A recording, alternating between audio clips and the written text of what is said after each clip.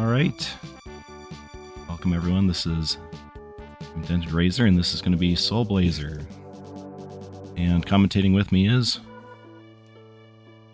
The Axeman. Thanks for having me. Absolutely. I think, pretty much this is one of my favorite games of all time. Played it when I was probably 9, so about 30 years ago-ish, but excited to show everyone this one since it's just a fun one to play through, so... Oh, we got a note that you might be having your Discord coming through your stream too. Okay. Want me to just turn that off then?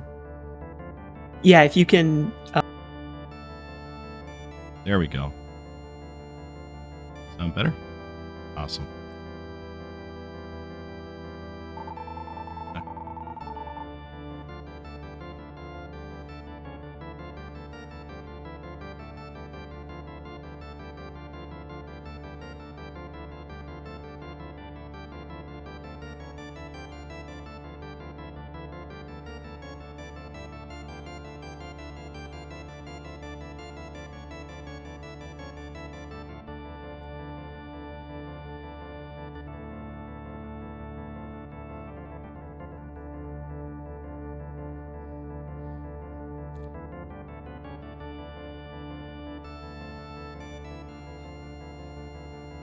Yeah, he didn't read the fine print either and got himself sold too, so make sure you read that, people.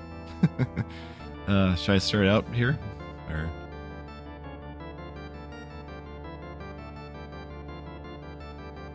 Oh, yeah.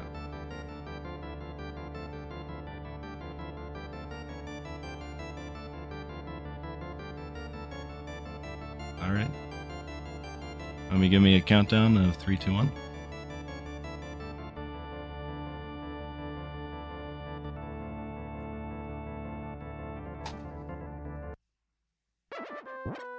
Oh, it is.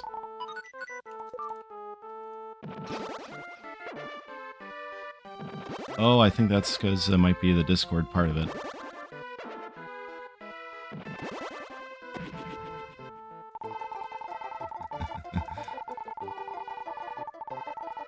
Okay. Can people hear you?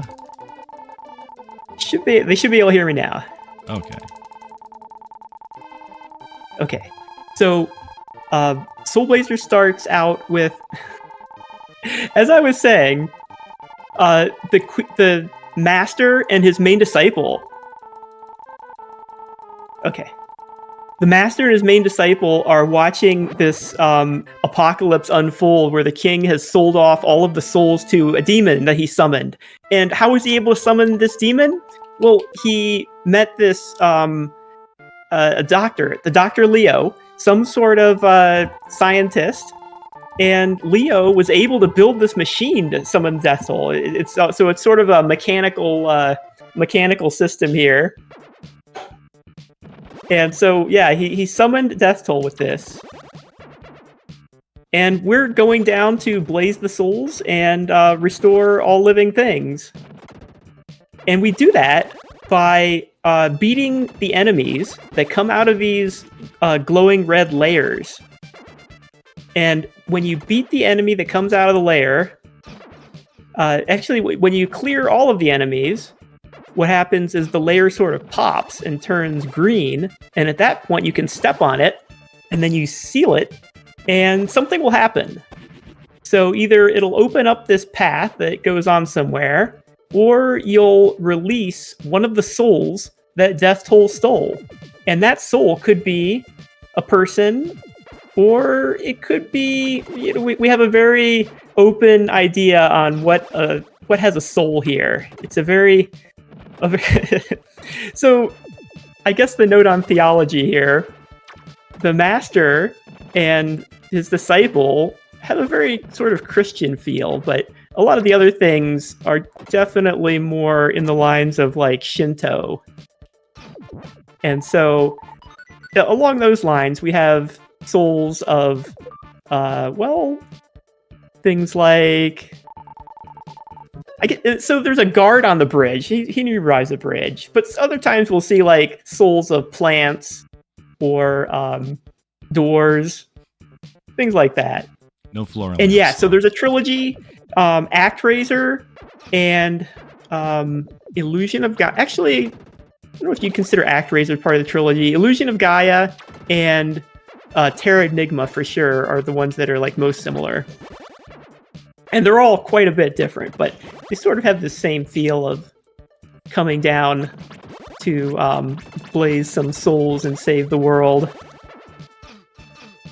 All right, so in this first section, we popped some of these layers, and at the end, we're going to get this watermill keeper.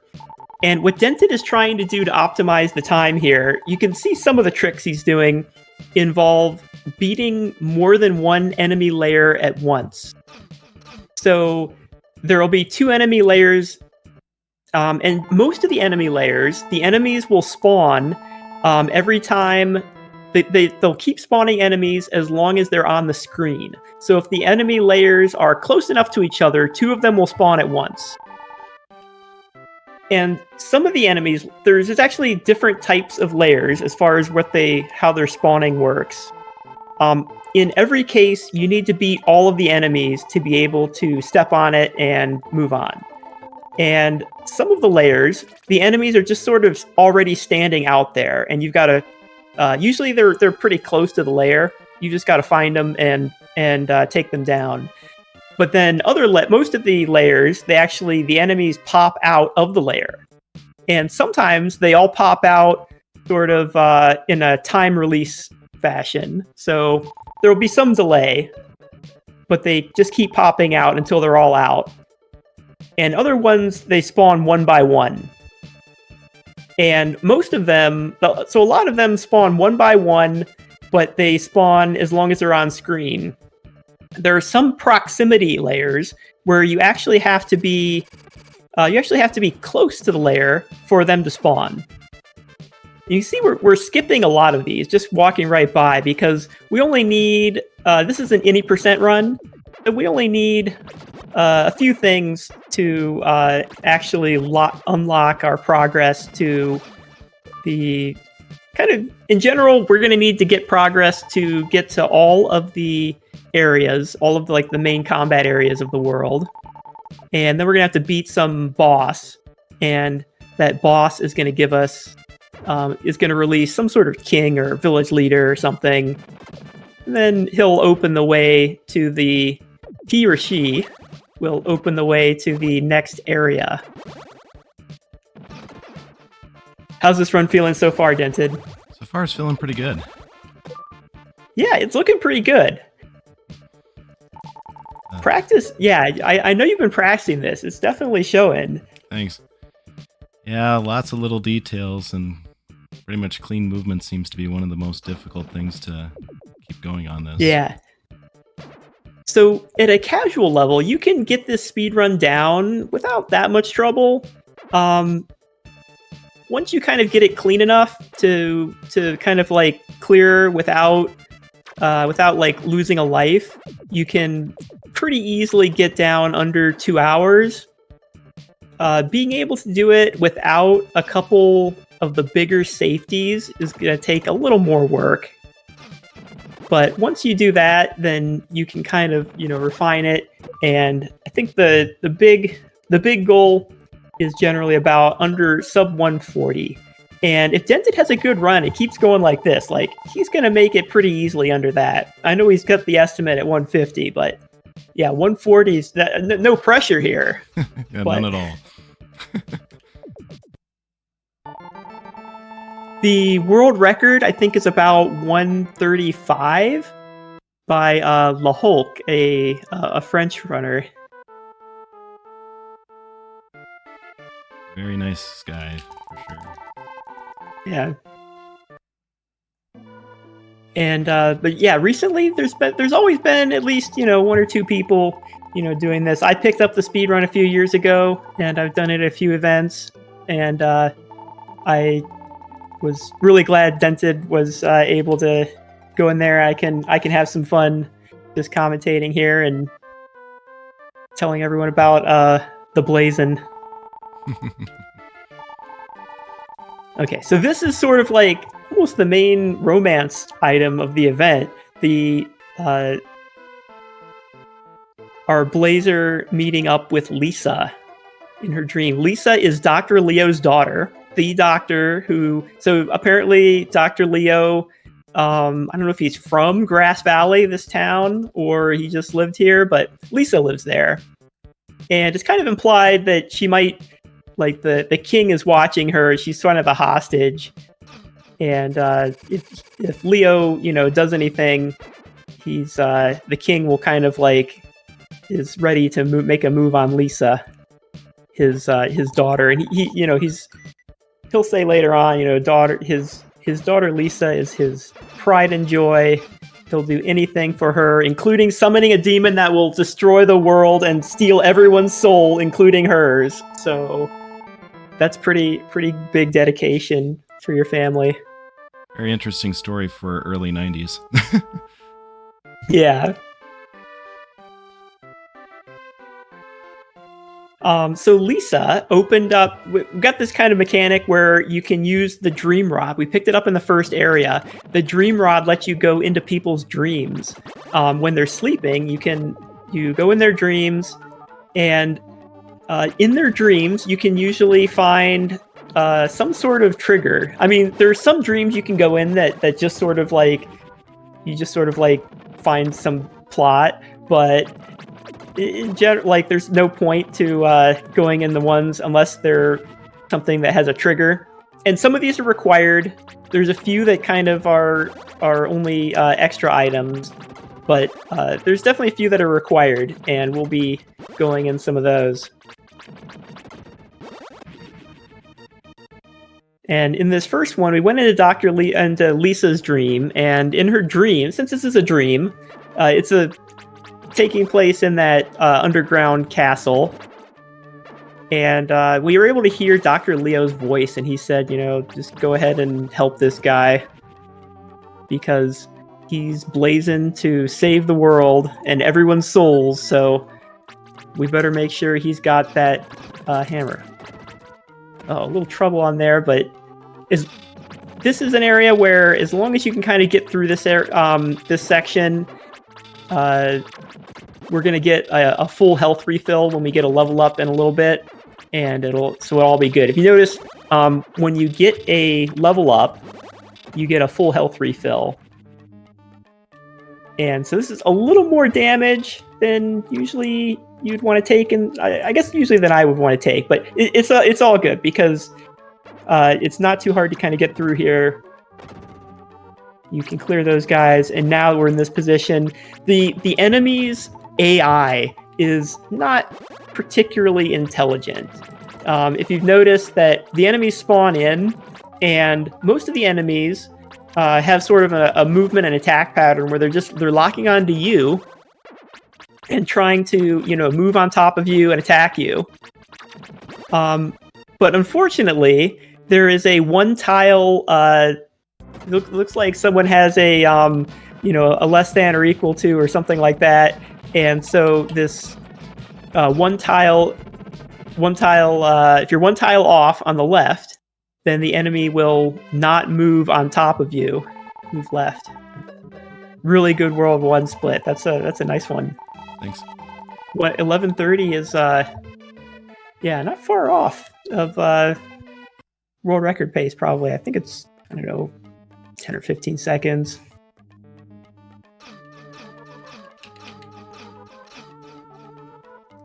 So we're going to take another warp here. The warp, losing your HP to warp like this is like so convenient. They say do not rush, but be patient. And, we're going to rush by taking those death warps and coming back to the main shrine. When you take that warp, you come back with all your HP. You're in the shrine. So, if you didn't intend to die, you're going to have to walk back, which is annoying. But you also lose all of your gems. And in a lot of cases, we kind of are just barely breaking even on gems. Like, we're kind of using them as we get them. And in that case, it's not really a big loss to drop our gems. It's if we're trying to save gems. So if we're trying to save gems from one area, and use them in the next, then that's when taking the warp is going to be a bit of a problem. We released the village chief. We talked to him. We also needed to release his wife, because otherwise his house wouldn't be there.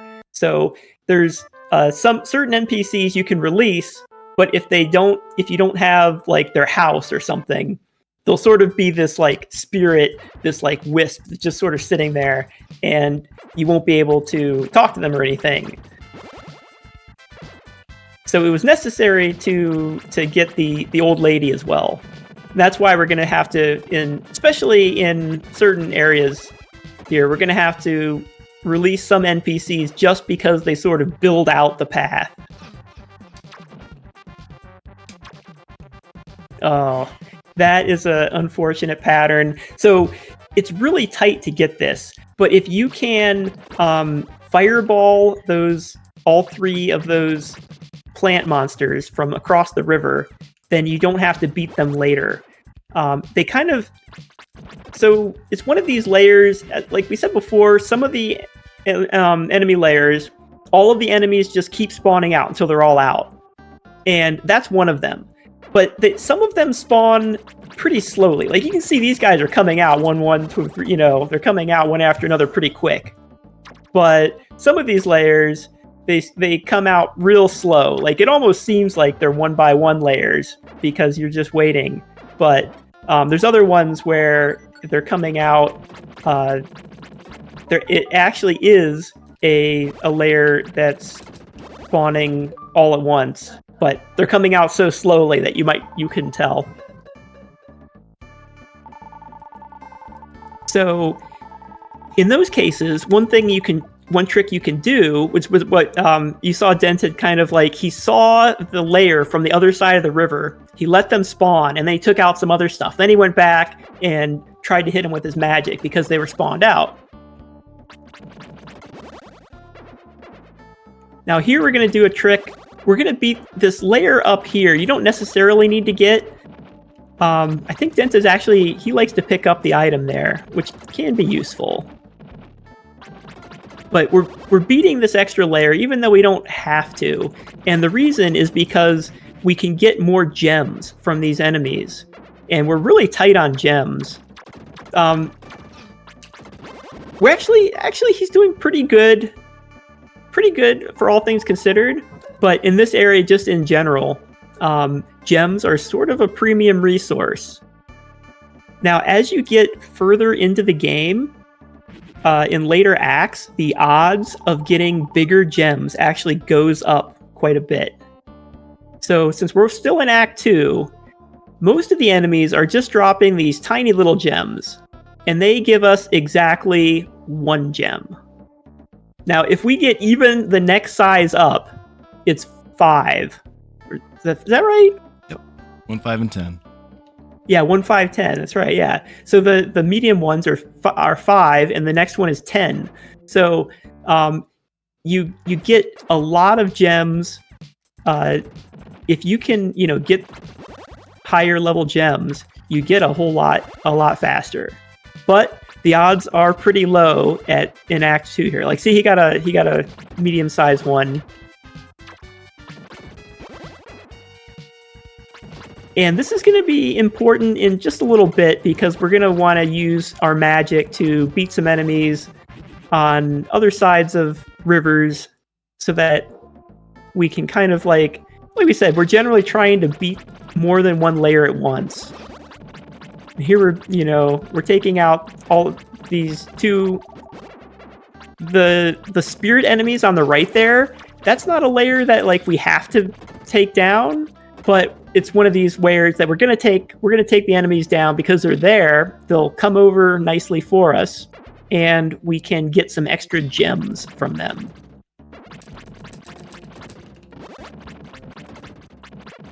Yeah, you see Dented's real... So, like we said, you only get 1 gem from the tiny ones, whereas you get 5 and 10 from the other ones. So, like, if we see a medium or big one, we're going to get real excited. If it's a small one, not such a big deal.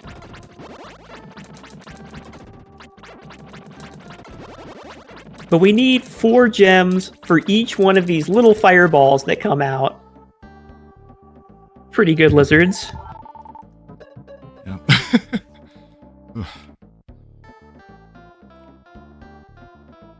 They always make me nervous there.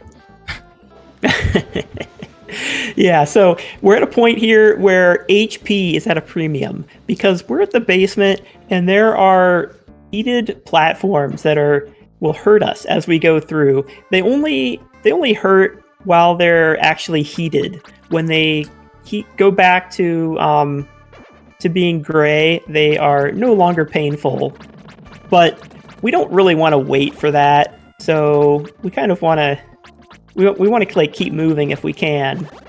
And so it's real nice to be able to take that extra damage. Now, we do have a medical herb. The way the medical herbs work is you equip them, and as soon as your HP goes to 0, it gets refilled to full. So as long as we've got that equipped, we're kind of don't have to worry about actually. And there's all sorts of strats for this area. This is one of for a speed run, this is one of the toughest areas to really optimize. And that was a really cool strat for getting the enemy there. I don't think I got it. Oh well. Oh yeah. It's tricky. So you can use your magic to get those lizards from a distance, and this is one of those 1x1 layers. And so if you can get any of them, before you even get close, then it really helps. But getting them with your magic like that has the convenience that you are not using you're not losing HP by going on top of these metal scorpions, which are damaging you quite a bit. We are not wearing any armor at all.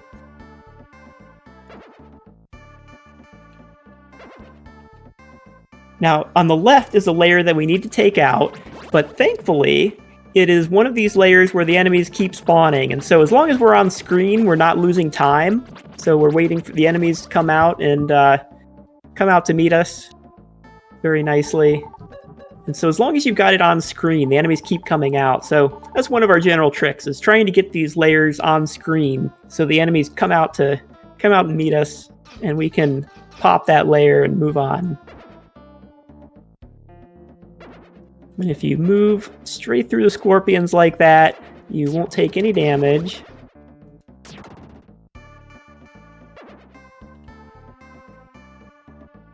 There's another chest with gems there. This is a pretty good gem total. We won't need... Dented does not really need to worry about that. We want him...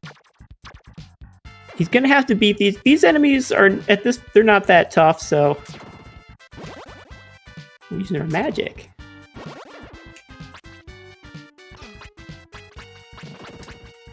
So these were the enemies. If we had beaten them before, he could have just stepped on the layer, which would have been, a little faster, but this worked out. And now that we have cleared the shrines, we've cleared the water shrine and the fire shrine. There's 3 shrines in Greenwood. Now, Greenwood is sort of an animal village, and it was founded by Turbo the dog. Unfortunately, Turbo the dog died at some point, and so we can only see his ghost in this dream sequence for the bird. The bird is guarding his grave or something. And we opened up a passage so that we can actually rob his grave, where some leaves from the trees of Greenwood were stored, and now we can take those leaves, and these rafts will recognize us as friends of Greenwood because we stole their leaves. Because we robbed this grave to steal the leaves, they're going to recognize us as a friend and let us on, give us a ride. Seems legit. Yeah. Now, the mole in that hole was, he explains that he is from the sky, just like us. And as someone from the sky, he can actually join us, and he can he kind of joins the soul that's circling us. That soul came to us in the very beginning.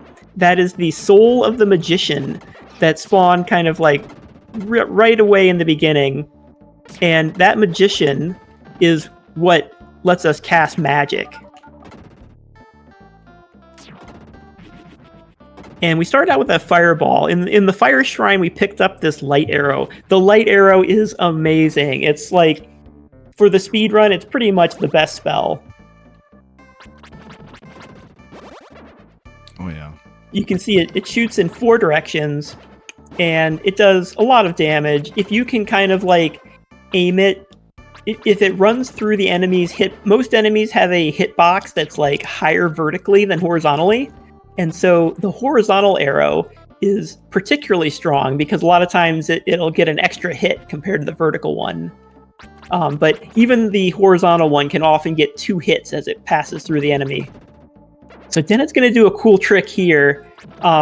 If you barely get on screen on the layer, the disappearing lizards here that are very annoying, you have to wait for them to... you can't hit them while they're invisible there. If you just barely let the layer go on screen on this movement pattern, then they will actually not move. They will spawn and not move. And so he did this many times and spawned a bunch of them. There was like 4 or 5 of them. He spawned them all and walked off. And because because they hadn't actually started moving, he was able to just defeat them all with 1 shot. Very nice. Thanks. That's a trick that can be a little tricky to do. It's pretty precise. 6-step square dance.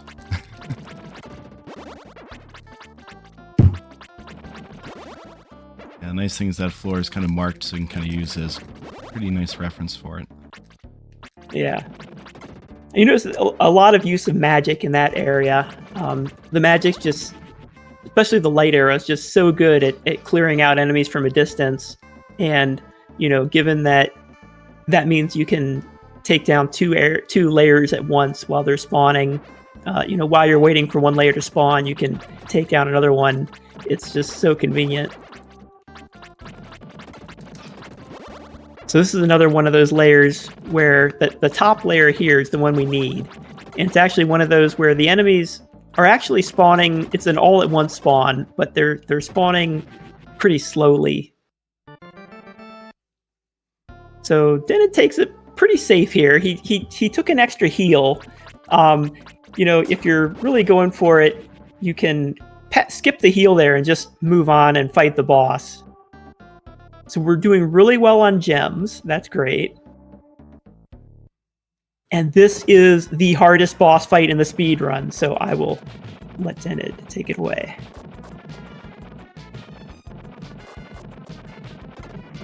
And the waltz.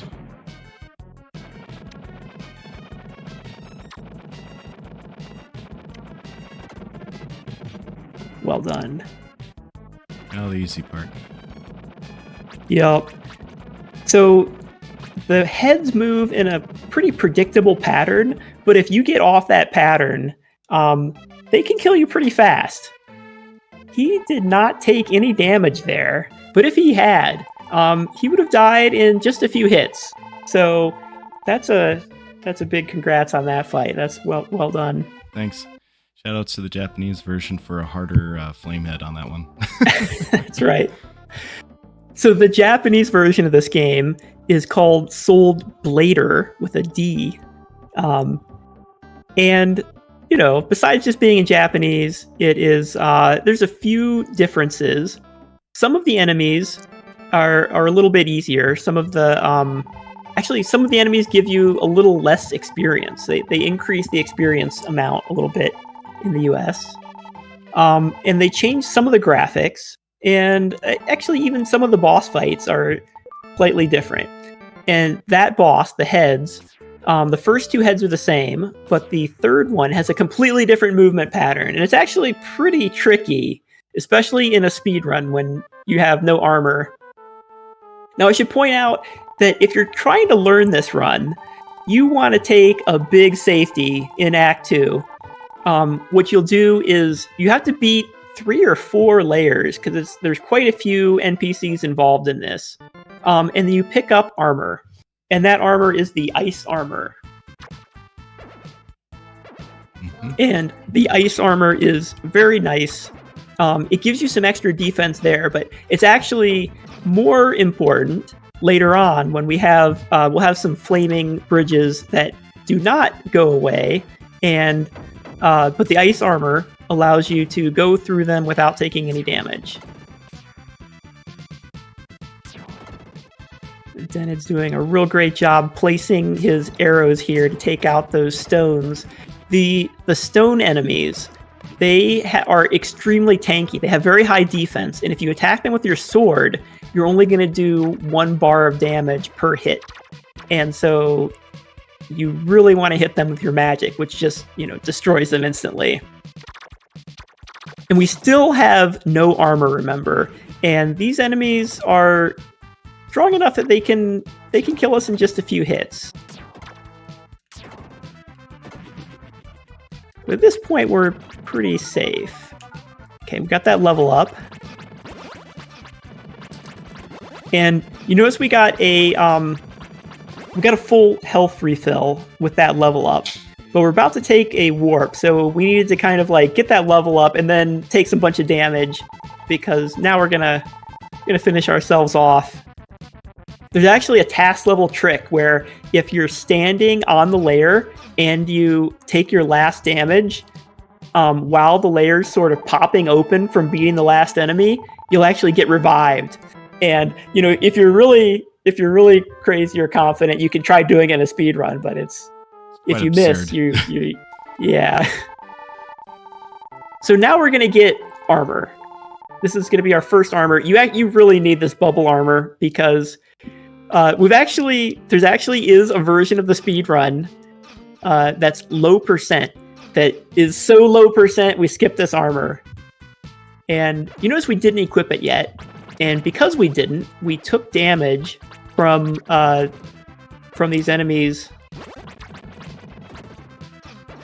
No, not from the enemies. We took damage from the water. We just sort of So we just sort of drowned pretty quickly. Nice. And we were able to make it through. Yeah. So the slashes that he did there actually were sort of like a pause to, like a buffer. So he took some extra damage so that he would have 1 HP there, and now he has 3 HP after opening that layer, and that's enough so that bubble from the fish kills him in 1 shot. But we're going to equip the armor now, and that's going to give us, in addition to letting us go underwater, we're also going to get some defense. And so we're gonna take less damage from the enemies, which is gonna be nice. After doing low percent so many times, you get a huge appreciation for this armor. So tell us more about the low percentage, because I have not done low percent. Well, the low percent right now, it's very new. Part of it is you have to grind to level 13 in that one jungle area I was at before, and that can take about 45 minutes, so not as many people want to do that quite yet, so it's totally understood. Wow. It's kind of, and waiting until others be like, can you optimize it a little more first? But it's just amazing that it's even possible. I mean, that's one of the interesting things about these things. The wild part of it is it actually helps because you can swing a couple swords earlier than normal. Than in the any percent runs. So some parts are easy, some are harder. But okay, you really can't. So you notice? Go ahead. I was just gonna say we haven't picked up a new sword. We picked up armor. We didn't pick up a sword, and so we're still using the initial sword that we got. Sword of Life, or as some people call it, the SOL. That's right, the Sword of Life. Now there's a sword in each area, but they take too long to get, so we're going to skip them. We're only going to get the ones that are required. And that one's, the first one of those is going to be in the next act. So we will get an extra weapon there. But the thing is, each sword has a level requirement to swing it. And so if your level's too low, and we're only killing the minimum, pretty close to the minimum of enemies here. And that's well.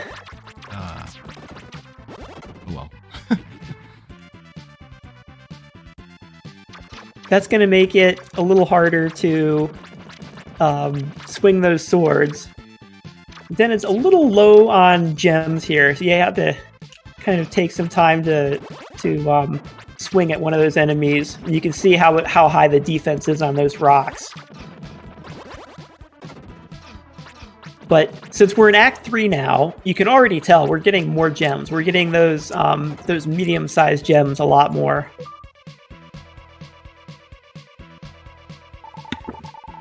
But we do need 8 gems for those light arrows. The light arrows are awesome, but they do eat up your gems, and especially if you're not, getting good drops on those gems, it's gonna be rough. I'm gonna take another warp here. That was the Shore Reef Rockbird. So, World 3 here. This is the longest world. There's more areas. It takes longer, more time in the run. And but we already cleared 2 areas. We cleared South Erta, and then we kind of had to take this back door to the backside and get that one layer. And then we cleared Rockbird. Rockbird's described as a shore reef. And our next area is the best one. It's an undersea volcano. This one is going to be fun. What's your favorite part about Durian, Dented? Everything about it. It's I think the music more than anything, but but it's the music is pretty hype, yeah. Always fun. Ooh, gems. So we're kind of beating these enemies will let us open up a shortcut path for the next time we come through. And it also gave us an opportunity to score some more gems. So we got 25 gems, giving us a start for this next area. Because there are some areas, there are some spots in this next area where we really need to use our magic, or we're gonna have some trouble. But there actually are some strats to get through with less magic, and we'll see which ones Zenith uses. I can't wait to see them. All right.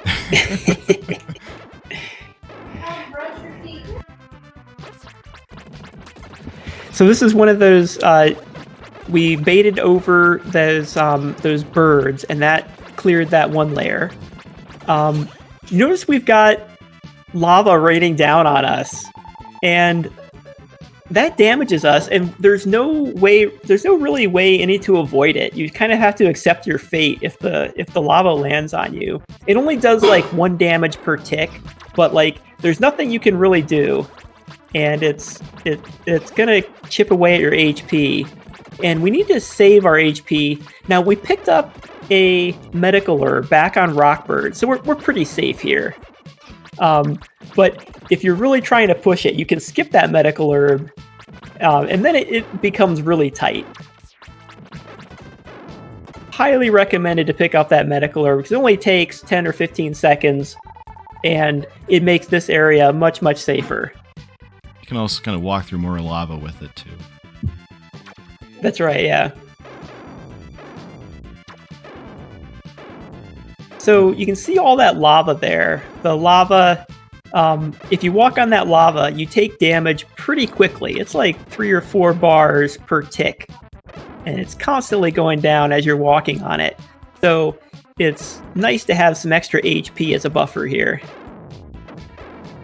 Those are some metal monkeys that we can't beat yet. We need to have the metal slasher sword before we can do it. Then it's going to pop that layer before he takes down So we actually do have to take down the monkeys that are across the way here.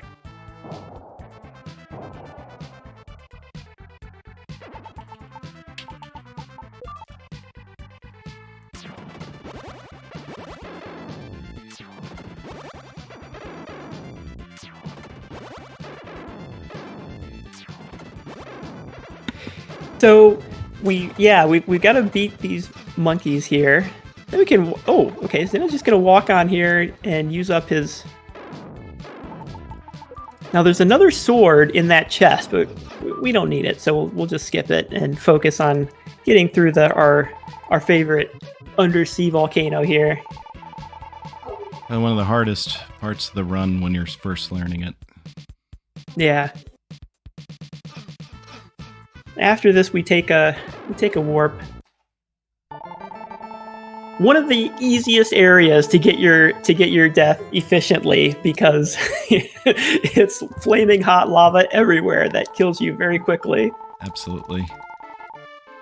It's very tough in the low percent run too. You have to be so careful to get that one. But it's fun.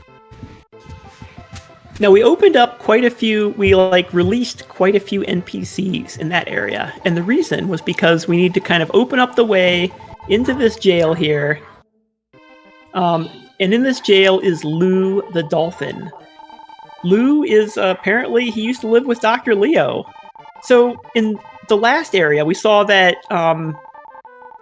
Turbo the dog, who was the founder of Greenwood, was Dr. Leo's pet. Okay, so, he had a dog, and, the dog ran away and then died, and so, you can see Dr. Leo maybe a little sad there. So he apparently got into a stretch of exotic pets, and one of them was a dolphin. I'm not sure how what you have to do to keep a pet dolphin, especially given Dr. Leo lives in a lab in the desert. Yeah, weirdest bachelor pad ever.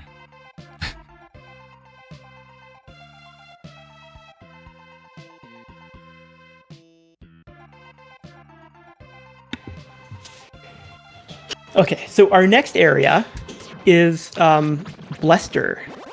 And what is Blester described as? The Isle of Lightning or something? Isle of Storms, I think? Storm.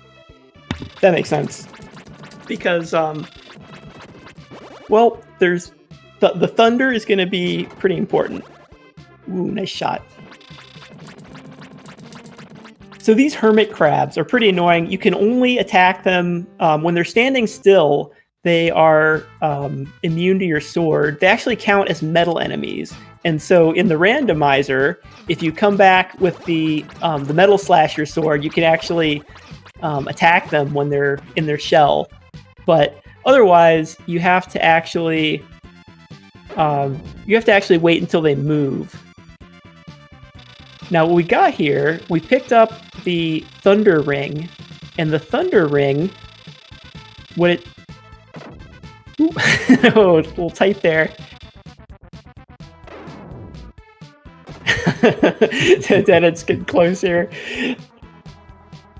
Okay, so the Thunder Ring, actually, when you get close to those pyramids, it calls down some thunder, and the thunder can actually defeat metal enemies, including these metal monkeys.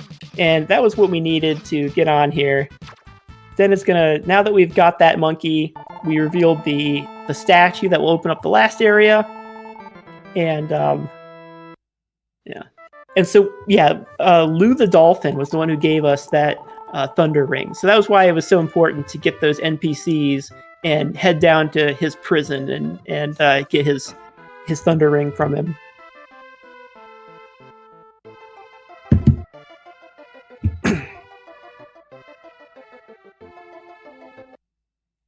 All right, so the last area is the ghost ship. And since we opened up this area, or this path here, we can kind of walk through here conveniently up into the ghost ship. And we're going to pick up an item that isn't technically necessary, but is very nice to have. You really and this is going to... Yeah, I can imagine. Yeah, this is another one where it's like, I don't know how you can do without it, but...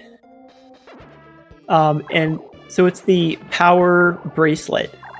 The power bracelet doubles your damage. And so all of your sword attacks and all of your... Even if you're just holding your sword out and poking, you do double damage. So you'll always do at least 2 ticks of damage, even if you're just like holding your sword out and just poking the enemy down little by little. And so that's going to help us take this boss down a lot faster. At least twice as fast. I lost to this boss quite a bit when I was a kiddo. Yeah, he can... Now, in the speed run, the bosses can definitely be pretty dangerous.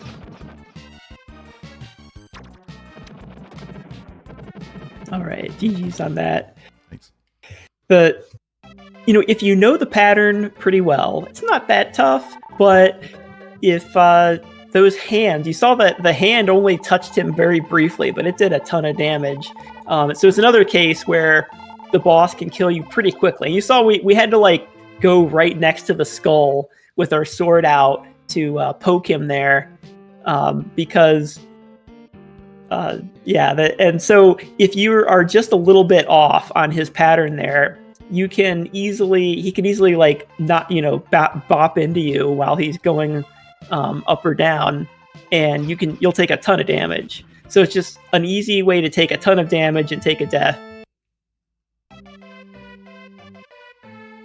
We'll say in the Japanese version, if you're level 9, you can go right to that boss and just stay in the same place. And the hands have less hit points than that one, so you don't even have to swing your sword.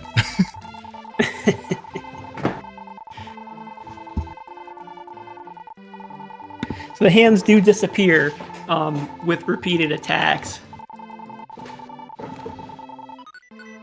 Yep. So that was the Mermaid Queen. And we are finally through the longest act in the game. So we had Grass Valley, was sort of a mining town. We had Greenwood, the animal village with the 3 elemental shrines. And then we had Underwater, where there were like 4 different islands and the ghost ship. And we spent quite a while there. And now we're on the mountain. This was something I learned from Axeman's runs. Yeah, this I forget who I learned this from, but the idea was to beat that Yeti. So let him kind of gradually catch up with you, and take him down while you're taking down the bats, and you just get one more chance to get, because any chance you can get to get extra gems is nice. So these snowballs you can't like attack or anything. So you kind of have to hope that they disintegrate. We're going to pick up these chests here. We get some gems, a medical herb, and magic armor. So we're going to get an armor upgrade. And this armor upgrade is nice. Not only do we get a little higher defense, but every armor and every sword actually has a special bonus. And the bonus for the magic armor is that all of our magic has half gem cost. So our light arrows that had been taking 8 gems to cast will now only take 4. Still a very expensive level. Yeah. I think I calculated out it's about need over 200 and some gems throughout the whole thing.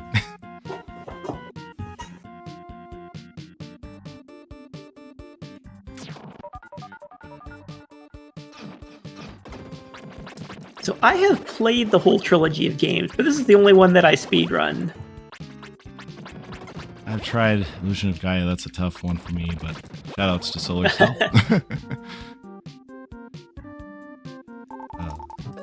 And yeah. Terra Enigma is just weird. Both great games, though.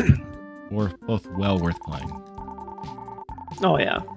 Yeah, and they've held up pretty well for 90s games.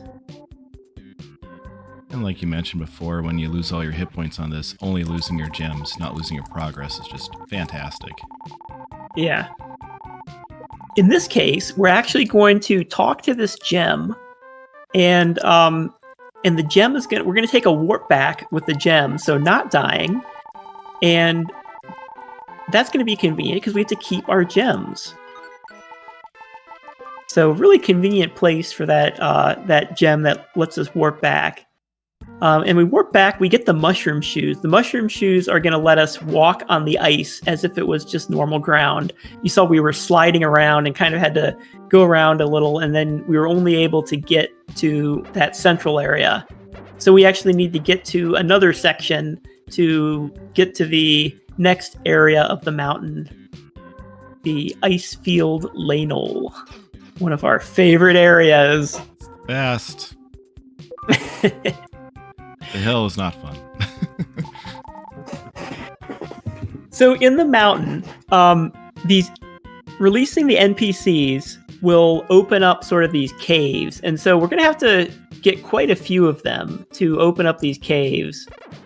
And Denta's gonna we call that one. So in the randomizer, we kind of have to name a lot of them so that we can talk about it. We call that guy Pathfinder Boy. See, he opens up the path to the king. We actually don't need to talk to the king right away. We'll need to talk to him later in the game.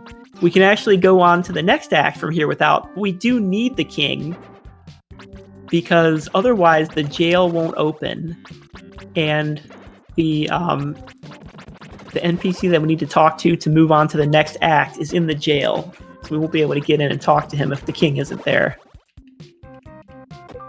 So this is another one of those layers that spawns all of the enemies at once, but on a delay. And you could, I think it's like the longest one possible. It's like the longest spawn rate, the lowest spawn rate. And so you just have to wait a little bit for it to come out. Now we get the Wizrogues. One of our favorite enemies, because if you get close to them, they start teleporting. And that teleporting can be... Yeah, the teleporting away is just really painful. And then we have the bats. The bats go around you. To be honest, like a lot of the magic spells set up like the flame pillar spell that sets up pillars like around your orb there. A lot of the spells are actually more suited to taking down those bats. But light arrow is what we've got, so you've got to kind of make it work. If you can get the arrow to kind of like follow the bat, you can kill it in one shot. And so then it's going to try and make sure that the orb is in the right place when the bat comes through. Luckily, he's doing pretty good on magic. Yeah, I'm glad with 48 gems right now.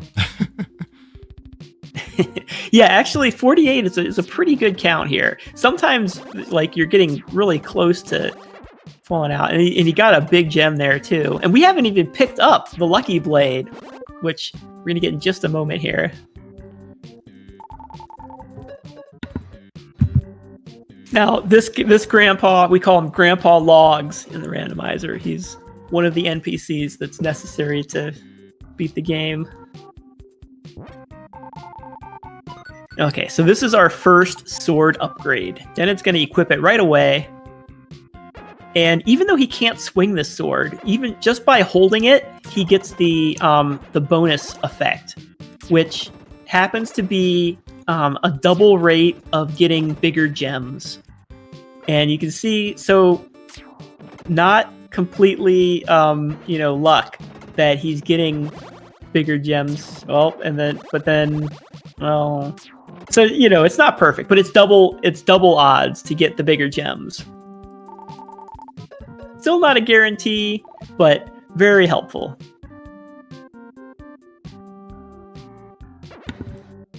And combined with that and the magic armor, that's going to give him a lot more magic capabilities to take out, because we really need that magic. Like, you can see these bats, they go all around you. You don't want to have to track them down. Like, there's ways you can surprise them and kind of like get in there with your sword. And he's in great shape on gems. Sometimes the gems don't want to drop, and it can just be brutal. But he's doing real great with that gem count. After this area, he's going to have another area where there will be more Wizrobes and more bats. And so, just getting those gems is going to be real critical. Very much so. A lot of runs where it's like, oh, I'm going so well, and then, oh, I'm out of gems. No. It can turn around so fast. Yeah, absolutely.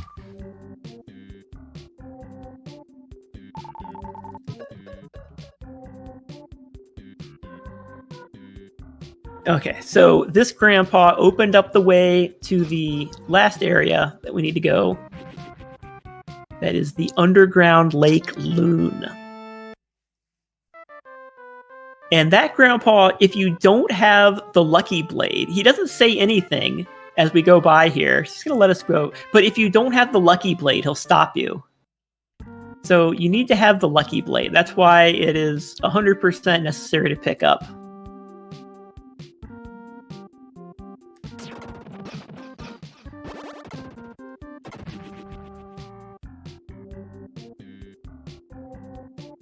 I'm real glad that Dented did this so I can focus on the randomizer, because if you mix up the speed run and the randomizer, it can get bad.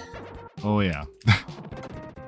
Even just categories sometimes you can get thrown off a little bit.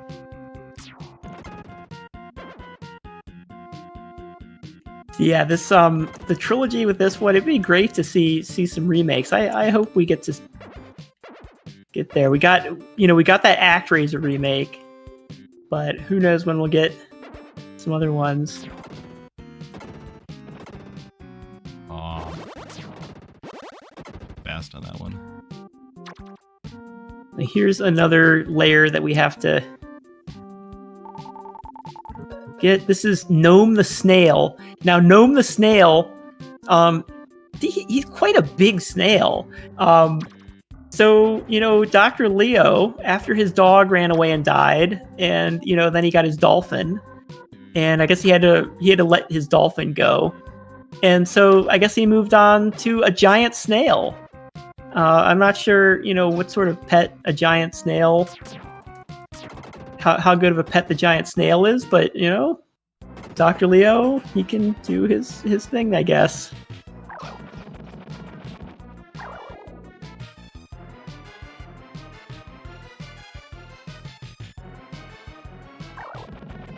Now, this boss is Poseidon. This is one of the bosses that was one of the few graphical changes between the US and Japanese version. In the Japanese version, it is Medusa. And Medusa is female. And, not covered up enough for the US. So they changed it into Poseidon. They also actually... The boss area is also a little bit different. There's some extra maneuvering room that you can actually go around. So pretty small changes, but something you'll notice if you're speedrunning it for sure. You also find out that Medusa, like you saw, was able to stand in the center and not get poked by that spear, but Medusa, you will get poked by the spear if you stand in the center. Oh. Which you're definitely feeling low percent.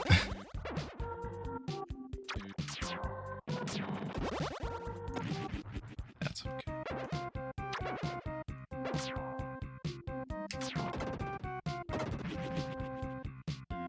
Here's where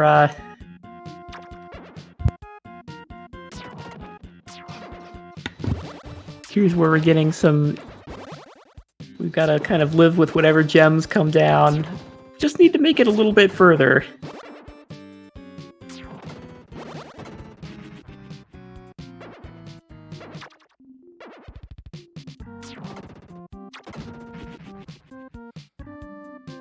So these, there's only 2 layers left. There's 2 NPCs that we can clear in this area.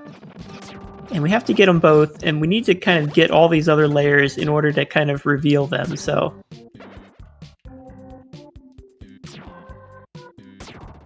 These bats can be super tricky. Like I said, if you line it up... If you line it up just right, you can get them in one shot, but... There we go. Now that we're through there, we can get our release the 2 grandmas. These are the dancing grandmas, and you'll find out. Well, actually, you won't find out until near the end of the game why we call them that. But especially in the randomizer. Yes. We're gonna unequip our armor. Now that we've got armor. Armor is, less convenient when you're actually trying to take a warp here. And so we're going to unequip that so that we can actually finish ourselves off a little faster.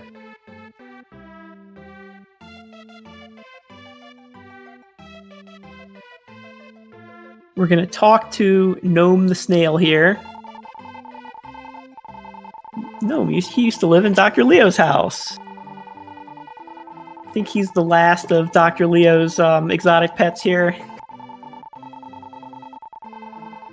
Still wondering where he kept Lou, but... Yeah, the dolphin. Dr. Leo. He's apparently an artist, a father, a scientist, and exotic pet fancier. Okay, so one of the things about, pets and exotic pets and animals in this game, so as we said, they kind of have just this combination of different, this very Japanese combination of religions. And, we see kind of the Shinto influence where doors have souls. And we've also, if you talk to some of the NPCs, it doesn't really come up in the speedrun, but we see some of the NPCs where they are... reincarnations, and so we'll get like a dog, and he'll say, I'm a reincarnation of this woman's husband, and so I've come to live with her. So I have to ask Dented, if you were reincarnated as a pet for your spouse, what kind of animal would you be? Probably a cat, since my spouse. A cat, okay. Cats. And I like our cat too, so our cats. Oh, that's nice. Yeah, cats, seem to be pretty comfy.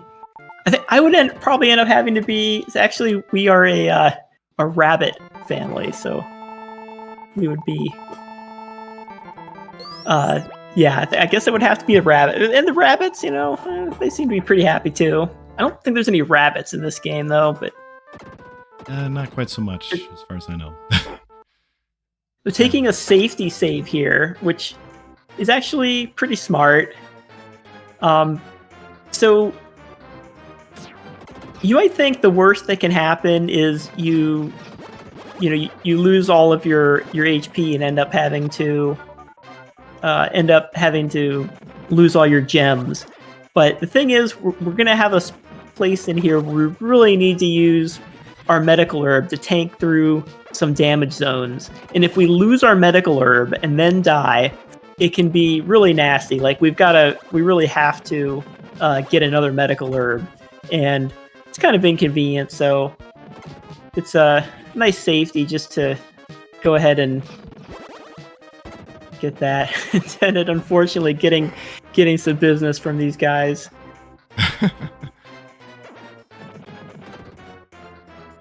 Now, here are the most fun enemies in this area. We call them the mice. And they move very quickly. Luckily, they take a little pause when they turn a corner. And you can use that to kind of like get some extra damage. Because we need to damage them. We can only damage them with the Zantetsu sword, which we picked up here. And we can only poke with that Zantetsu sword. And so we need to kind of get these mice to move in a very specific way so that our sword pokes the mice enough to finish them. Luckily, they don't have a lot of HP, and we've got the power bracelet, so that's very well done beating those guys. Those mice can be particularly tricky. You notice they kind of spawn, and the enemies, as soon as they spawn, they have some invincibility frames. And so you can't just like start attacking them as soon as they spawn. You have to kind of like let them spawn and then move to a spot that's where you can actually damage them. So we're gonna need to get that layer, but we also need to get the layer above us. So Dented's gonna do another trick where he spawns both of the enemies sort of one at a time, one by one, taking both of these layers out. Now that we've spawned those. Well done. Thanks.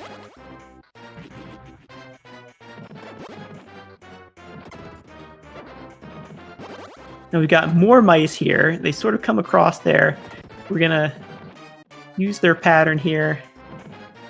Use that sort of quick. Use the little pause that we get on the corners. Use that to finish them off as they go by. Well done again. And all of these enemies do a ton of damage, and we need to save our HP to tank over these fire spots. So this is a very dangerous area. But Dented went through it pretty smoothly. So this was pretty well done. Took a lot of practice on that one. Yes, this is definitely one of the areas where you're going to be putting a lot of your practice in. And especially, so I mentioned earlier about the ice armor safety. So the ice armor, you get it in Act 2, and it doesn't have as strong as defense, even as the bubble armor. But it does have the bonus that you can go over the fire areas without taking damage at all. And that makes this area a whole lot safer, even if you have to switch between two different armors. And so it's a really good safety to take. Highly recommended if you're getting into this speed run. It's gonna make your early speed runs a lot safer. You get very far with that strat. Yeah. Like you can still easily get under 2 hours. Now to get under 140 or even close to it, you're gonna need to drop it, because you need to take down like 4 NPCs and it's a lot.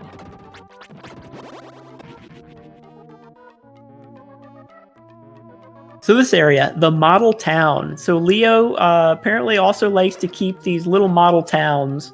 And in the model towns, some enemies are invisible, and other enemies are we have like these knights, and we have archers and other people coming at us. And they look tiny, but they can do some damage if we don't if we let them. So they're very frightening in low percent. yeah. But again, our light arrow just proving to be so good.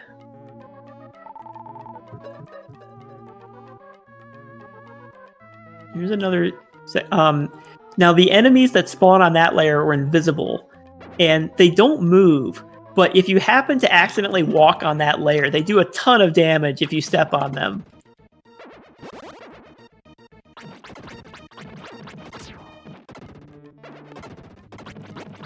So there's all sorts of different strats for like every section.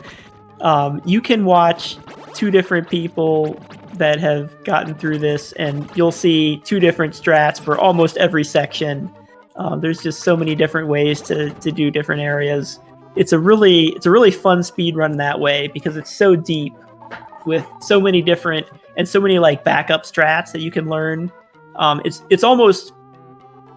definitely required to know at least a few of those backup strats, because there's going to be some point, even in a really good run, there's going to be some point where you're going to need to break out some sort of backup. Either you got a little too low on HP, or your gem count got a little too low, they weren't dropping, and it's just really important to kind of know these backup strats.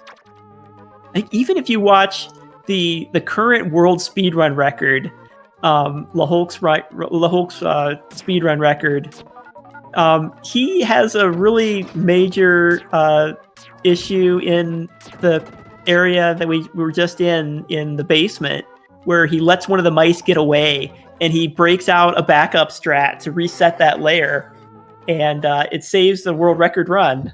So it's really important pretty much every level.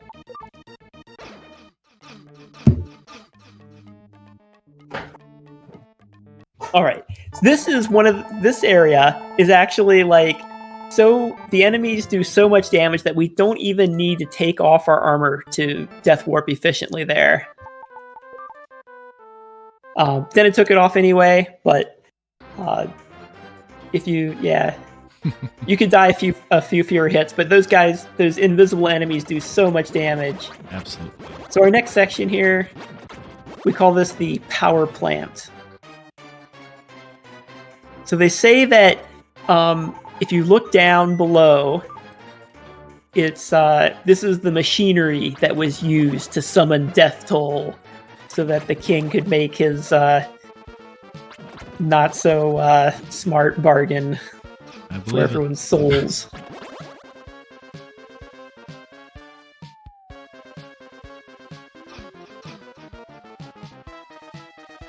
And in this basement, this area goes sort of quickly, but it's also pretty dangerous. We had to, you can see again, we had to walk over those fire squares. So again, getting that ice armor would really help. We have all these enemies flying at us. Even those spiny things just floating around do a ton of damage.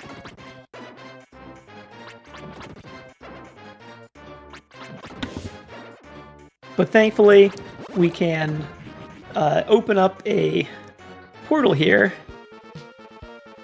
and then it's going to not take a heal. Okay, if you do it right and juke this guy out, you can actually beat him without taking damage, but it's really hard.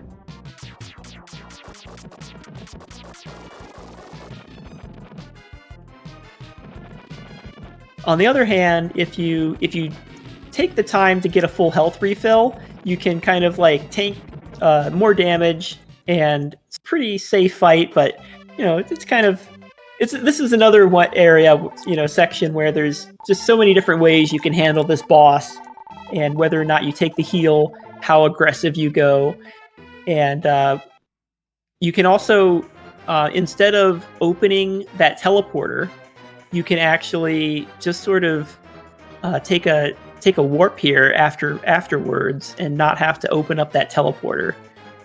But opening up this teleporter is just so convenient. You can kind of warp back.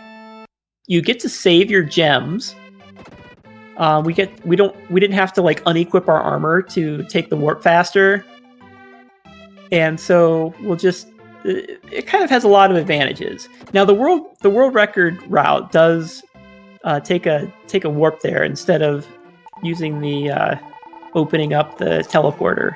So does my PB. But, oh yeah. I think I've tried both ways. I ended up deciding I just like to open it up and take some extra time to get good on that boss. And having some gems left over from that area will also be pretty nice in the next section. Yeah, very much so.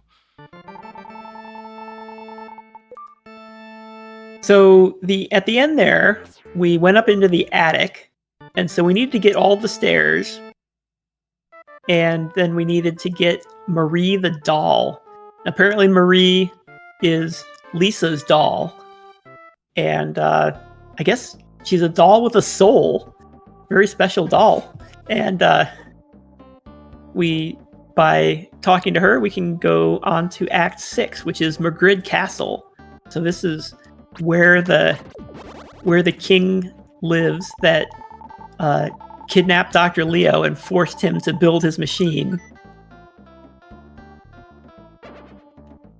So you can kind of imagine this guy. He's got a torture chamber. And Dented is doing this really cool glitch. This is really the only like major glitch. What the trick is that if you start swinging your sword and go to your menu real quickly and then switch to another sword that you can't swing, you will actually get that sword's effect on your swing. So he's swinging the Zantetsu sword, and he switches to the Spirit Sword, and so he gets the effect of the Spirit Sword on the swing, which gives you some extra. It lets you beat the ghost. You can't attack the ghost without it. He's going to do it again here. Let's see how it works out. And if you go to your menu and back, you can kind of like extend your sword swing using up the enemy's iframes between the hits, and you can kind of make sure that you take down the enemy with one swing. So that's a way to make sure you take, because if you sort of just poke the ghost, they can disappear. Now, it's sort of debatable whether that actually saves time, but it's definitely more consistent. I see some people use a mix as well. Yeah. You can always, start out using it, and then if the ghosts get away, then you can... This is another area where there's a lot of tricks you can do. You see we picked up another medical herb there. That'll be useful. There's also... So we're going to need some gems in a little bit for the next area.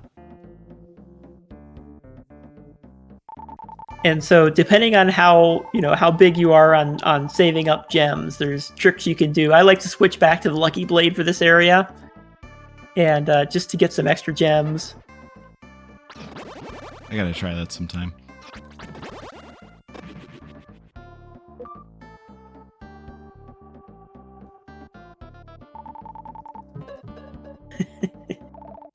That's right. We didn't. So on the restream here, we can't see the hours. So it is 1 hour and 14 minutes.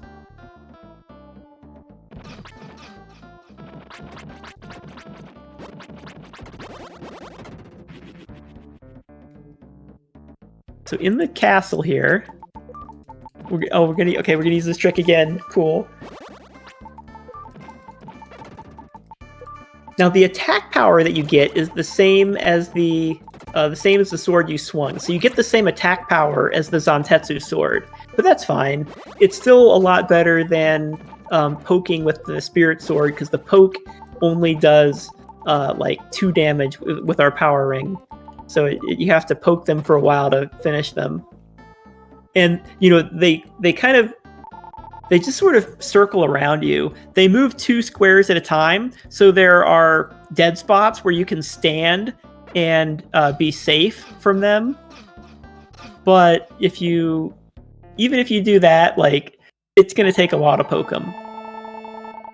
Now, earlier we picked up a strange bottle, and Dented used that so that he could take this warp and not lose his gems. So it's called the Strange Bottle.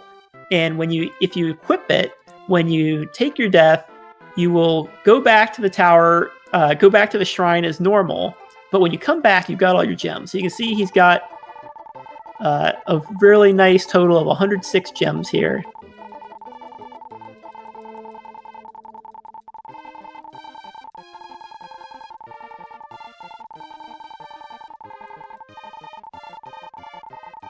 Now this singer tells us that he met a girl from Grass Valley who was named something like Lisa.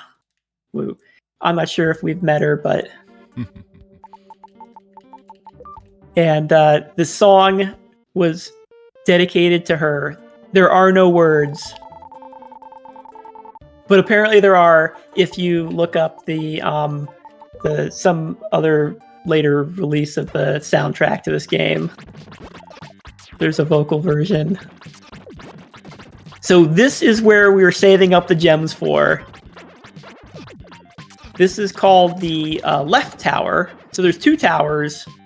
One's on the left of the castle and one's on the right. So we call it the left tower, and then we'll have to go to the right tower.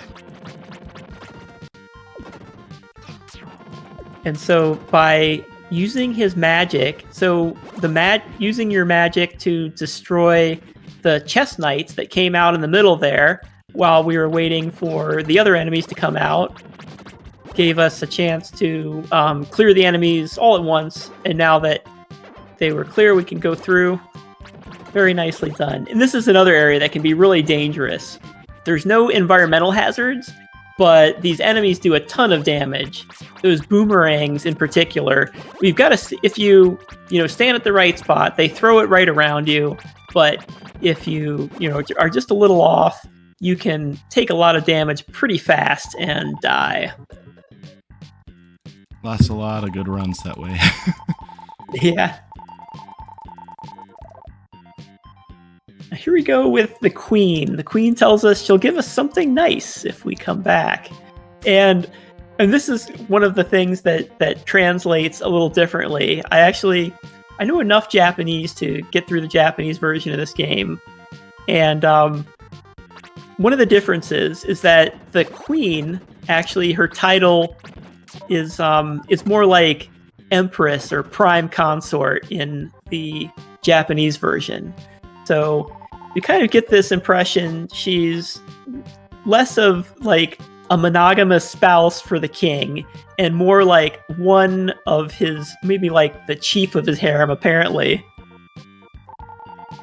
And so she's someone who's sort of like trying to move up, trying to gain power.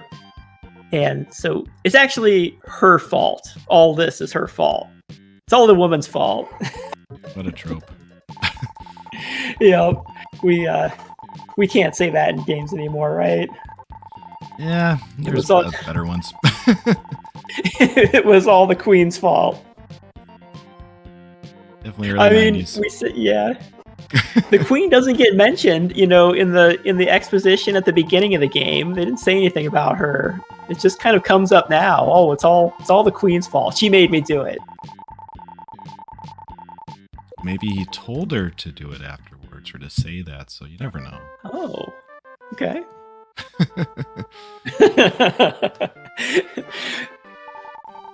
But we're going to talk to the Queen, and she's going to ask us if we think she's pretty. And she's going to slip something in our pocket. And it's a key card.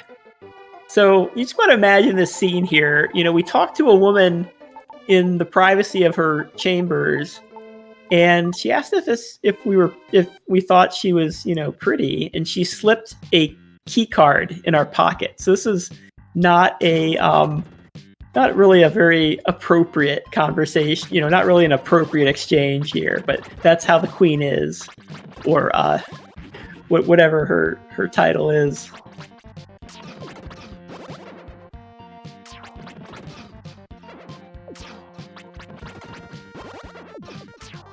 So we have these boomerang guys, we have these things shooting fireballs at us, and it's very hard to dodge them all.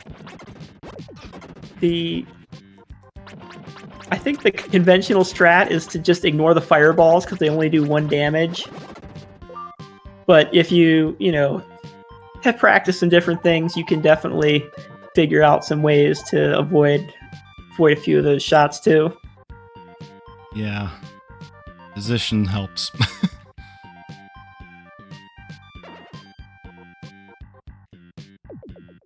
So this right tower here, this is like, there's even higher security. So you need a gold key card that apparently the Queen had. And because it's connected to this airship dock. And there's something about the airship dock was like how they were going to get to the world of evil, and that's where Dr. Leo was going to like get on the airship and go to the world of evil to do something about death toll. He's a doctor, he's a smart guy, but like it's not really clear what he was going to do if he took the airship to the world of evil, even if he's got a couple soldiers with him, because we are the chosen hero sent down by God, or the master, and we're having trouble beating these guys here, so But he was gonna just, science him down. You never know. That's right, yeah. We see Queen Magrid. I mean, whether or not she, made King Magrid do this, we can definitely tell she's really not a nice person because, well, she's gonna come back with us. She's gonna try and con Dr. Leo into doing some more things for her. And to do that, she has kidnapped his daughter, Lisa. Hey, you still gotta work for us. I'm not really sure what she wants Leo to do now. Like, she's already, sold everyone's souls. But apparently she's got some idea of something Lisa can do, or Dr. Leo can do. Well, I guess you need more gold. Maybe the gold stayed. I guess so, yeah. Maybe we just make a machine that creates gold instead of, selling people's souls for it. That'd probably be a better plan.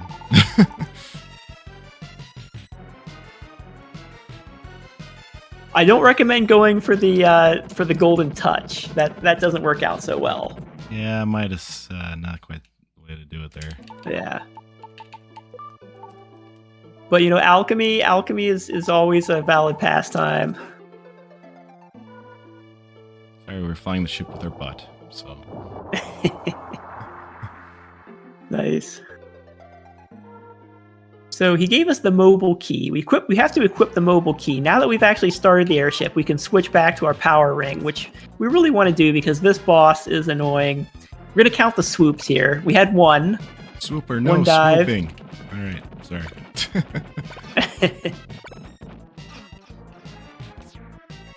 Oh, 2 dives. 3 dives. Ha ha ha. 3 dives. Not bad. Ugh, that was close. A little tight on that's fine. Yeah. There's a few ways to, cut some of those hits, but as long as in any fight that you come out that you survive is a good fight. Oh yeah. I think so. I know you can kind of go around below them just to stop the fireballs sometimes, but yeah, sometimes it doesn't quite work out the best that way. So, good fight. Thank you. One time I had 8. Okay, so that was World 6. Pretty good pace here.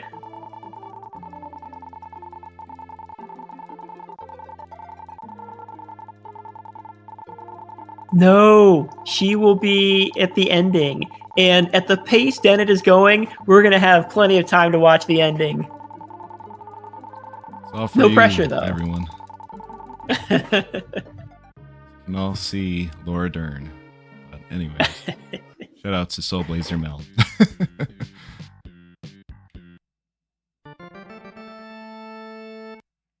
So after clearing Demon Bird and rescuing the king, the queen didn't make it through Leo's bombing here, and so at the place where she was standing, we get the invulnerable bracelet. And if we go in our menu, it's called the Super Bracelet. So I guess my theory is that when they translated this game, they had like a different team or a different person do like the items versus the like dialogue, which is including what they like what it says when you pick it up. And so because it's consistent in the Japanese. The king explains that he wished he could do something about the queen, but he was stuck in the darkness because he was, his soul was stolen. But apparently we're going to forgive him. And even though he was behind this plot I guess it wasn't his fault. It was the queen. So we'll take his word for it that it was all the queen's fault and let him off. Maybe that's better than just leaving the throne empty. Guess regret is enough of a punishment for him. That's right.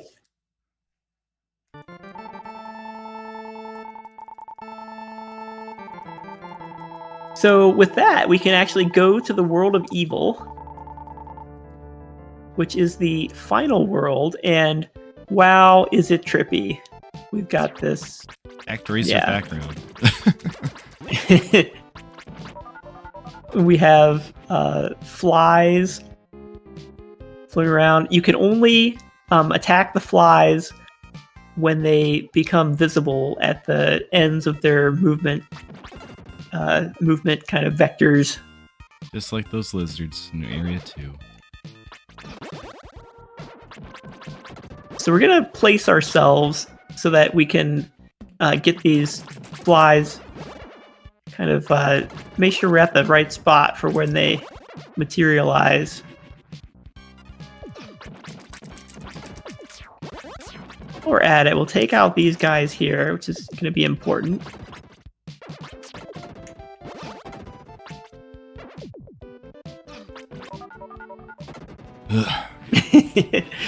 In space with fiery walls.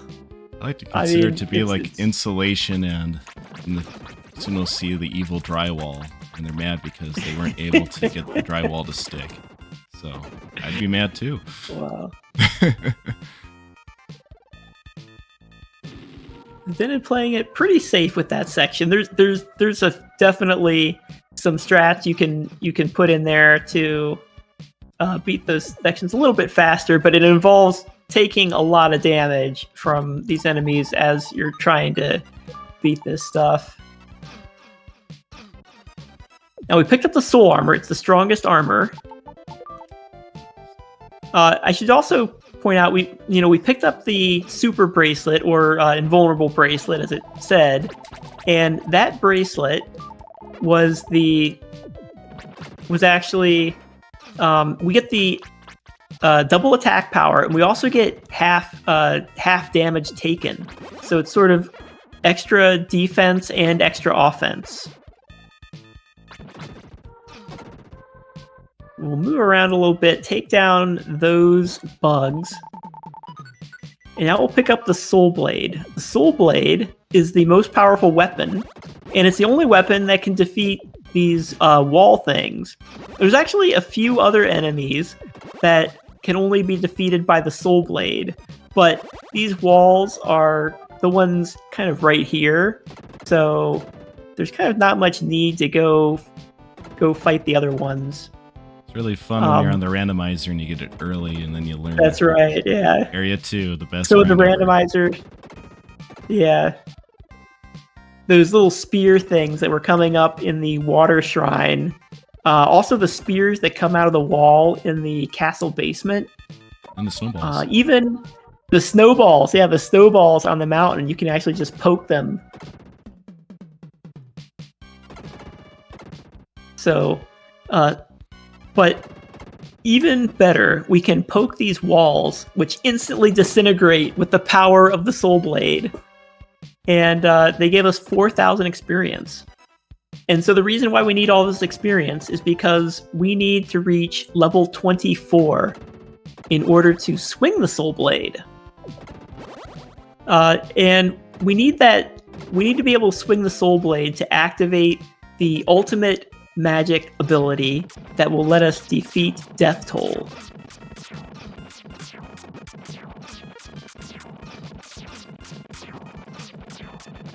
We're getting close to the end here, but we do need to track down a few items, and we're going to need to go back through the world to get them. Luckily, there's only 3, and then we'll have to go do a little ceremony.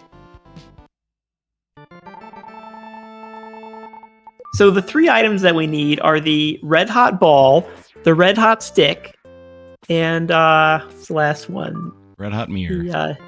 The Red Hot Mirror, yeah.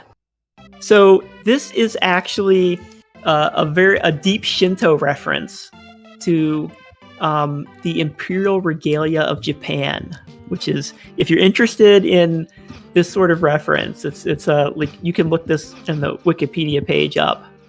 But it's a very legendary set of items that is, in theory, still owned by the Imperial line of Japan to this day.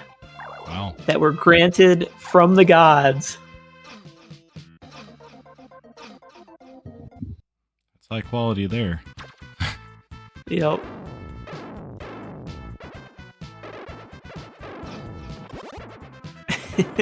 So this is another thing that where the translation is a little weird.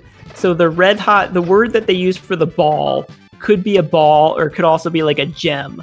And the word that they use for the stick could be more like a staff. So you can think of it more like the red hot, and actually the word they use for red hot, it's this really cool Japanese word. I can't remember it, but it kind of means more like burning. And so it's the same word they use for like burning with passion. You hear it in a lot of like anime opening songs. Shakunetsu. That's right, shakunetsu. It's sort of like it's burning with power of the master and the spirit to fight death toll.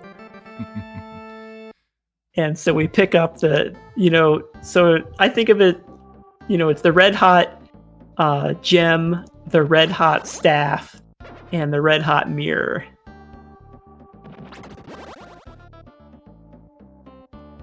Come on, you'll look pretty red hot. That's right. So we get these 3 items, and then we can summon the ultimate power of the master, the Phoenix. Absolutely. Now, the Phoenix in Japanese, in Japanese, it's another difference. They keep calling it like Hinotori, the bird of fire, but then when you actually get it in your inventory, it's called God Bird. So it's never called Phoenix. It's either the bird of fire or the God Bird. But they decide, okay, let's just call it Phoenix. That's also comes something across you as see in all something 3 really of those cool. games too. Yep. But yeah, like divine birds, a thing in Shinto, all these, flaming emblems. If you've studied any of the Shinto mythology, the mirror comes from a story where the main goddess retreated into a cave and didn't want to talk to anyone. And so there were multiple things involved in tricking her to come out. One of them was using this mirror, and so that's where the mirror comes from.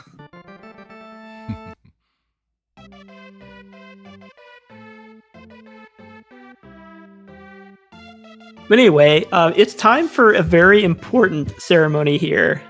Most important. And ceremony. I think of this as sort of like an occasion to like the national anthem, time to rise and stretch a little bit. Okay. Didn't realize how short my headphone cord was.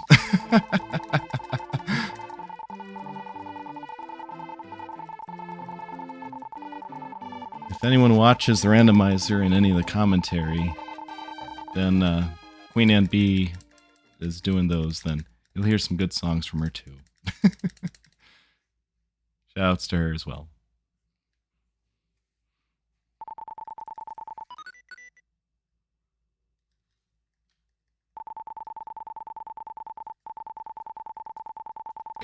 One of the other interesting translation notes.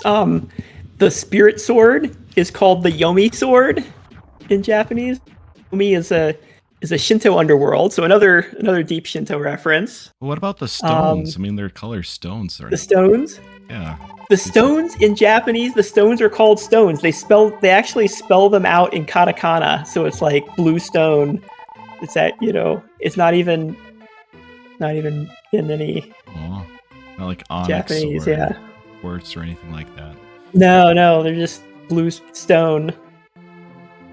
It's cool in itself too.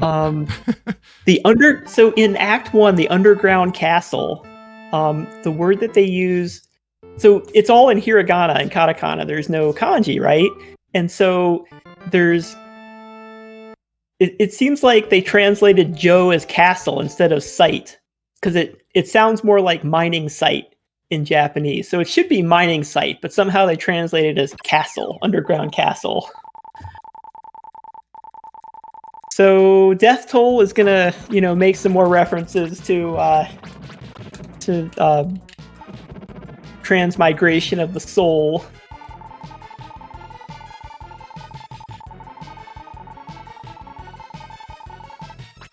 And you'll see what I mean. There's take your pick of what religious combination you want to think about here, but I'm sure there's some deep meaning.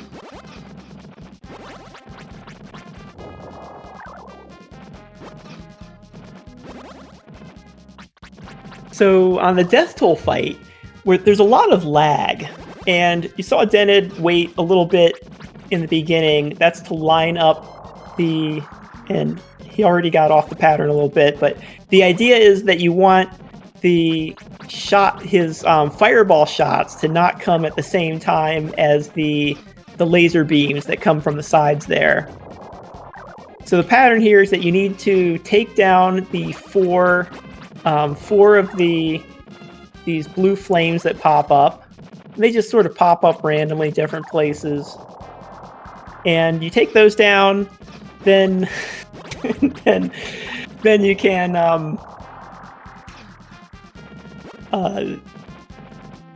then he does his, and while he actually is taking his breath and shooting off this fireball shot,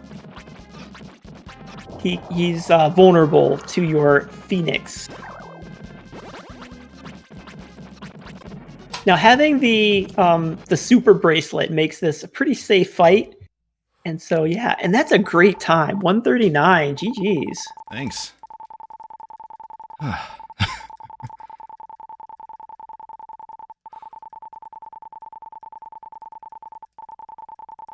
Wow. So 139. Where would that put you on the leaderboard? That's like not my PB, but 7th or 8th. Okay. But yeah, I think my best is 138, 30 something. So still a great time. Okay. And I'm only like a few seconds. I think at 137 yeah. something. So I still gotta. Yeah, I know. Really nice run. Thanks. I don't know if I've gotten. This is probably about the best I've ever done in an event. Yeah, maybe better. So yeah, really, really good run. Yeah, definitely some spots that got me nervous, but yeah, it's definitely you run the randomizer so many times and you get used to it being 2 to 3 hours, and then you do the any percent. It's like, oh, it's less than 2 hours. This is incredible.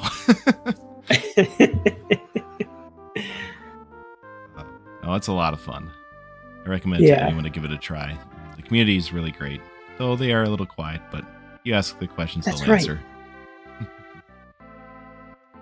Let me see if I could drop this here. So randoblazer.com, we've got our Soul Blazer randomizer, and then we've got a Discord link there. So we have a speedrun section on our Discord speedrun channel. So if you're interested in the speedrun, ironically, the rando site is a good place to join. Yeah, and and if you're interested in the randomizer, we also run the randomizer. There's also an archipelago in the works too, which is really getting pretty fascinating. That's right. Yeah, we're getting archipelago, and it's pretty cool. So much has changed in the past couple of years, from hard work by the Axeman, also by Tranquilite on the archipelago. It's just incredible on that randomizer. So yeah, if you haven't tried that randomizer in at least a couple of years, definitely owe it to yourself to give it another try, because it's really fun to see what's changed, especially the text speed.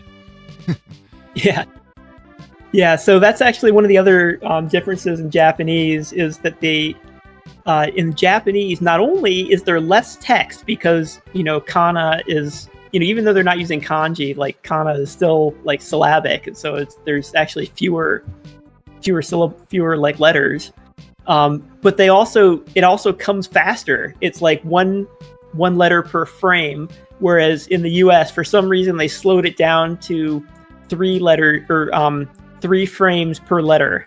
Like they only show 1 letter every 3rd frame, which is And an illusion so of Gaia, slow. they overcorrected. It's just like boom, it's right there. But yeah, it makes it so the Japanese version, if you do the any percent of that, it's actually about 6 or 7 minutes faster due to text speed in itself. Yeah.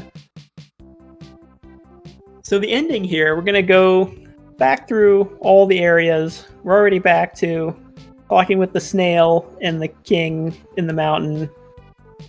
And I guess we didn't talk about it. The people on the mountain are like, they're sort of like mountain spirits or gnomes or dwarfs or something, and they only have lifespans of a year. And so there's all sorts of cute things they talk about with how much they cherish their lives. That's right, yeah. That's why it's so important to, figure out what you're going to be reincarnated as when you reunite with your loved ones. Yeah, I mean, playing this game for the first time, or when my friends play for the first time, and even the first area in the game, you kind of notice some of those where it really addresses that theme. Like, I think an old man, and then you see a goat there, and it's actually the old man's wife reincarnated, so...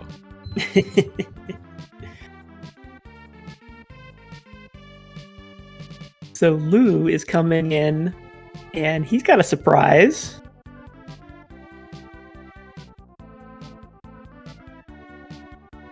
I mean, and the Mermaid Queen, it's also another thing. They said if you saw the stone and you were... And they don't say this about any of the other stones, but they say that, when the Mermaid Queen saw the stone, she became jealous and evil and threw Lou in jail. And also, like, if you're a good person and look at the stone, it's fine, but if you're a bad person... And the queen, looked at the stone and became jealous and threw them in jail. And we're going to leave her on the throne. I guess that's okay. Yeah. I didn't realize we're very forgiving. I forgot Lou's girlfriend's name is Lala, so wow. That's right, yeah, Lala. And here's Turbo's grave, where we'll be... Turbo's also a recurring character in some of the games, too. Different forms. That's right, yeah. Fun thing to note is the reuse of assets by Quintet, the developer of this game. So some of the sound effects in DentedRazor are in here, like the grunts when your character is attacked, and that's actually Yuzo Koshiro's grunt. So, interesting. Yeah. But yeah, like the ghosts in here in Area 2 and the Fire Shrine, you'll probably see those in Illusion of Gaia as well.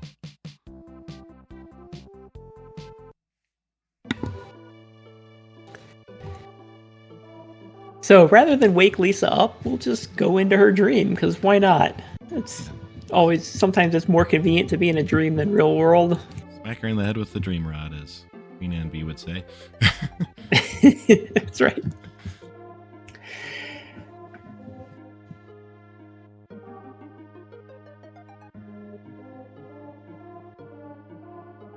The toughest decision of the game. It's a tough one. I have to take a vote on this one. Promise me you'll return someday. Just ask the question. You could tell me a lie, but...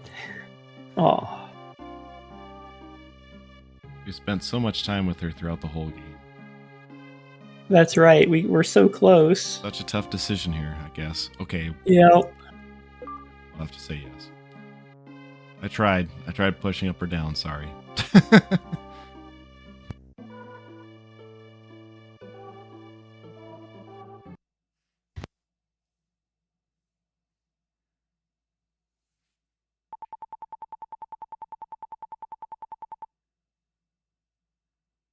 wonder if she shouts that really loud and everyone just looks at the house for some reason, or if she just says it really quiet.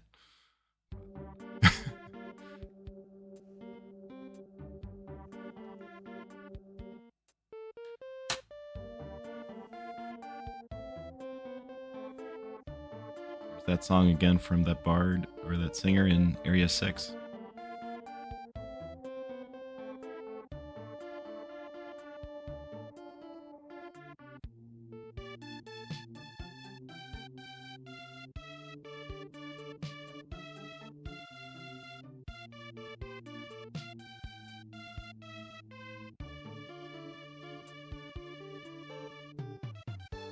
Pretty soon we'll see a closer look at Lisa.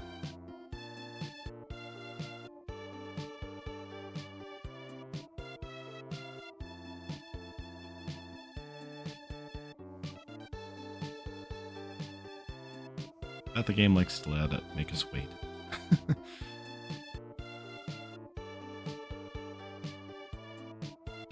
There she is. There's Laura Dern.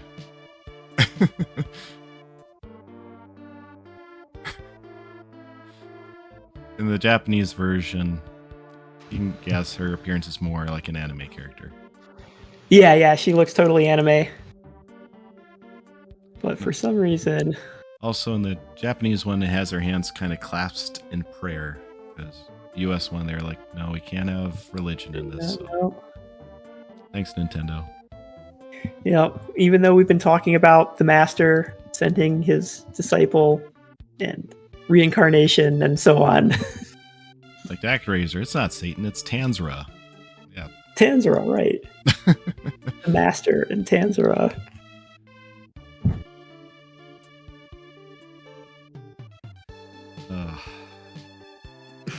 Definitely a great game to play. It's not too long to play, and it's just like I kind of think of like comfort food, you know. Just if you want to sit down, just have a nice time, play through a game, and just get a nice sense of dopamine throughout the growth of what you release. It just feels good to play it. Yeah, you gradually, and casually, this game is not really that long or even really that tricky. If you're sort of releasing everything. You're looking at maybe 10 hours. Sounds about right. You can probably find everything. And since you're beating everything, you're getting a lot higher levels and more equipment and stuff like that. And so it's be a lot easier. Toughest thing is always that first boss, but yeah. Otherwise, yeah, it's very a good, calm, breezy game, and I like it. Definitely had a lot of good weekends back then when I was a kiddo, renting it from the store and just playing it. Yeah, I think that's the problem was unfortunately, because I think I rented it too, and they unfortunately Quintet didn't make enough money because it was mostly people renting it. It wasn't long enough or promoted enough, or and so there's actually. It's not a very highly available cartridge if you want to find it. It's a little pricey. Yeah, I was lucky and purchased mine 17 years ago when it was $30. And now it's oh wow, the bubble happened. No shame in playing an archival copy if needed. But I'm sure you just delete it after 24 hours. So.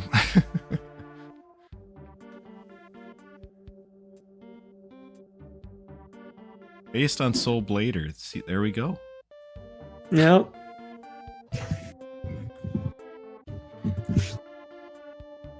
And there's a little bit later after this, but it's pretty small. But that's what y'all get for the reward of me beating it so fast. Sorry. I'm surprised it did that well with the safeties. Yeah, no. I mean, to be fair, like you were pretty aggressive for a lot of it.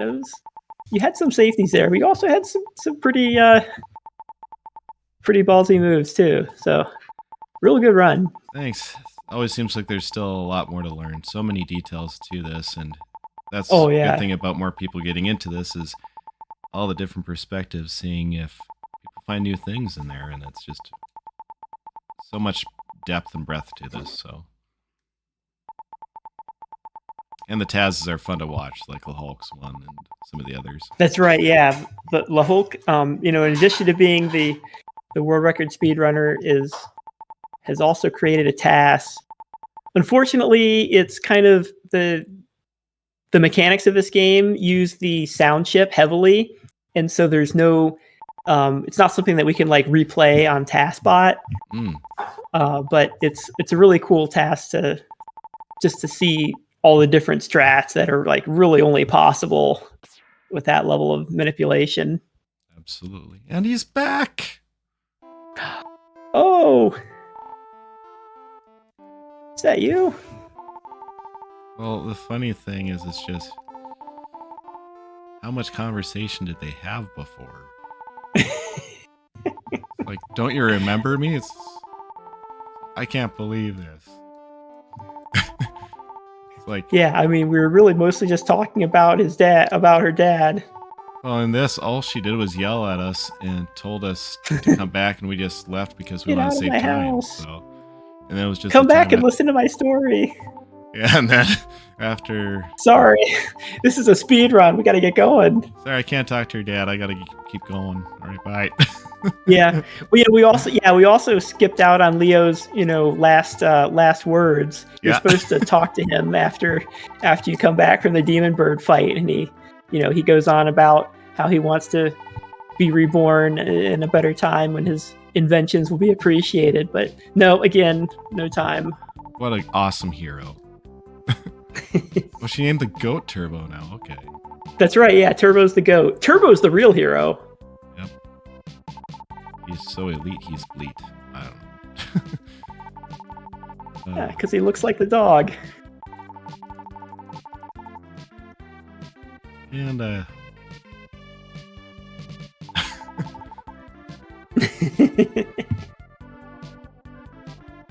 at first I thought his name was Turbo, but I guess not.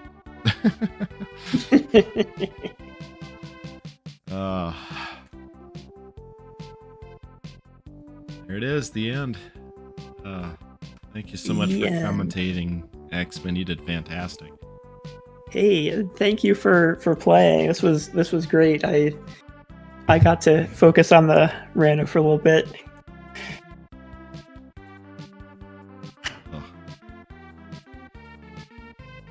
So we are clear if you guys are ready to move on. Yeah. Any last shout outs, Dented? I guess shouts to Hailed him for his work in the low percent, to the Hulk, Lost Core, and Namefaker for, as well as Everhate for really being one of the pioneers of these runs. Oh yeah, peace, Everhate, and just all the other people that have really been fantastic in the this community and very supportive, and fantastic to be part of it, and hope more people join in because it's such a fun run. Yourself, Fax? Yeah. I guess shout outs to the whole rando community. We've got a lot of great runners and having a lot of fun. So with that, we're ready to close down. Thanks for having us. Thank you.